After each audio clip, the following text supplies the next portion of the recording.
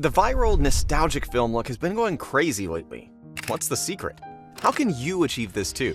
Well, today I'll be unveiling everything you need to know in order to add this beautiful, unique flair to your work. Hey guys, Aaron from Cinegrams here. So before we get into the tutorial, let's break down what characteristics make up this iconic look. It usually consists of the following elements: cinematic color, film grain, artifacts such as clutter, scratches, and dust, film mats, which are rounded black borders, gate weave, which is the subtle jitter effect, and finally that sweet halation, which is the red glow you see around bright areas. This may all sound overwhelming, but don't worry, I'll cover everything step by step today. If you're looking for an all-in-one place to find almost everything I just listed, you can check out our Master or Editing Essentials bundles, which I've linked in the description below. You can use this code for a bonus discount.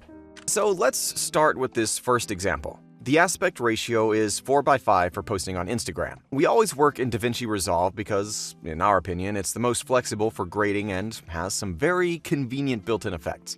But don't worry, most of these principles can be applied in any program. Later on in the video, I'll be demonstrating the workflow within Premiere Pro. So, first off, we'll begin with color. Our LUTs are perfect starting points for this. They're designed for Rec. 709 footage. So, if you shot in log, we recommend converting this before applying any of our looks. Once that's done, I'm just gonna scroll through our collection of LUTs. We don't want anything too crazy or bold. Remember, we want something subtle and cinematic that complements the nostalgic, dreamy vibe we're after.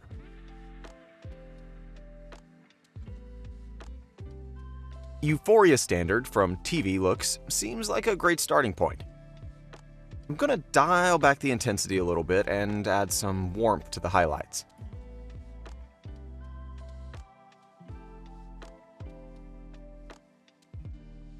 Next, we'll add some halation. In DaVinci, there's a built-in effect. So all you need to do is go up to Effects and drop this into your node.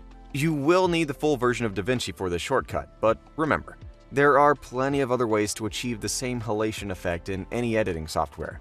It just requires a little more effort. It's looking pretty nice, but I'm just going to boost the red effect a little by going to Secondary Glow and experimenting with this section.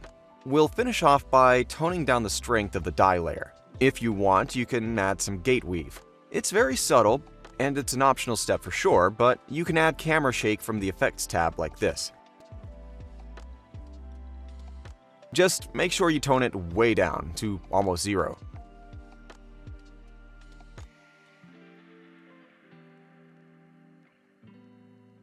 I'm creating another layer and boosting the overall saturation a little.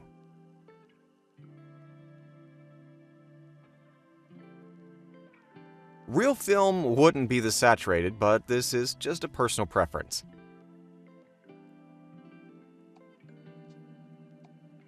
And on our last node, you can add a tiny bit of blur to really tame the digital feel of the footage. Again, subtlety is key here. Now that that's done, we can move on to our film effects. One of the most important parts to selling the film look is, of course, film grain. Our scans are of extremely high quality and offer the best authentic looking grain. I'm going to go into our 16mm grain collection and simply drag and drop it over our clip. You can see the grain dancing around the frame, with these beautiful raw speckles here and there, which really helps add that layer of authenticity. To actually apply it to our footage, I'm going to go over to the blend mode and change it to overlay. This instantly changes the whole feel of the image, as you can see.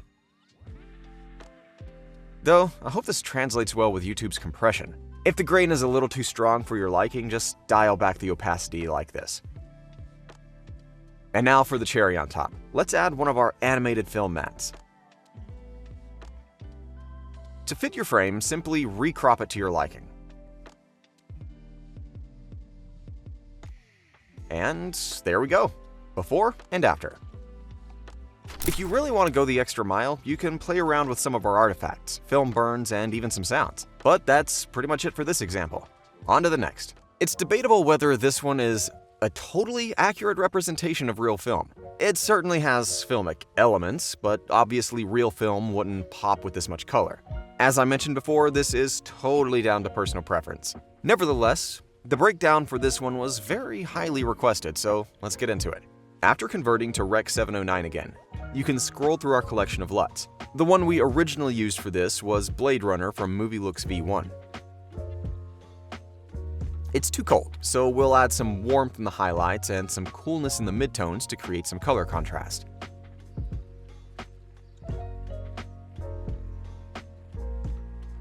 Then we can make some tweaks to temperature and tint.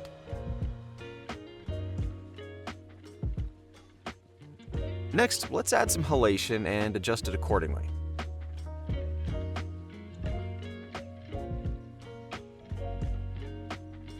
It really pops in this night scene, and I love how it looks.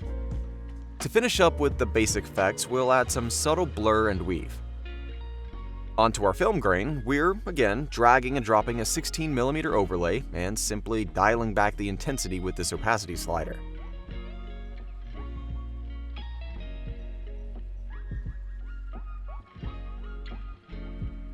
And finally, we'll stretch one of our film mats to frame the image nicely.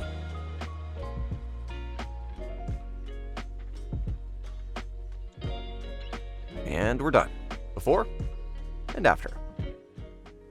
In this last example, I'll give a quick rundown on how to do this in Premiere Pro. The steps are essentially the same, with just some minor differences. After converting to Rec 709 and making your base corrections, pick one of our LUTs. We'll use Nightcrawler from Movie Looks V1 for this scene. To add halation in Premiere Pro, first duplicate your clip. Next, we're just going to come across to the Effects tab and type in Channel Blur.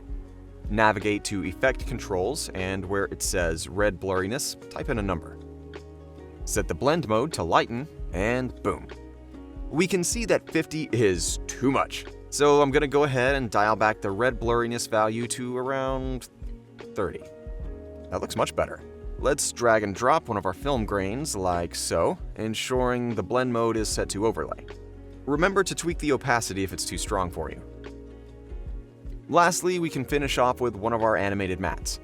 Play with the scale and scale width parameters to fit your aspect ratio. And there we have it. I hope this was helpful. These digital assets are available on our website. Don't forget to use the code YT10 for a special discount on us. If you have any further questions, please feel free to reach out, and we'll be glad to help. Happy editing!